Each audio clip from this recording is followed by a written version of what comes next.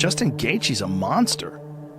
Justin Gaethje is a monster. He's a monster. He's a terrifying individual. He is, I mean, in a sport that's violent, it's an inherently violent sport, he stands out as the most violent.